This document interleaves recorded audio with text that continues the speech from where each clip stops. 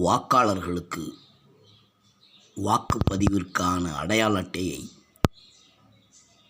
முழுவதுமாக 100% வழங்குவதற்கு தேர்தல் ஆணையம் எடுத்த நடவடிக்கைகள் என்ன?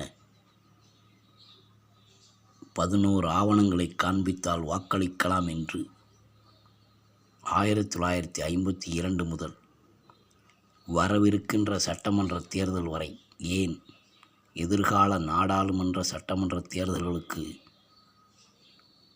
வாக்கு அட்டை வாக்காளர்களுக்கு வழங்காமல் இருப்பது தேர்தல் ஆணையத்தின் செயலற்ற தன்மையை காட்டுகிறது. திருந்துமா தேர்தல் ஆணையம்? வாக்காளர்களுக்கு முழுவதுமாக 100% வாக்காளர் அட்டையை வைத்து வாக்களிக்க வழிவகுக்குமா? ஜனநாயக மன்றங்களே, வாக்காளர்களை குழப்பாதீர்கள்.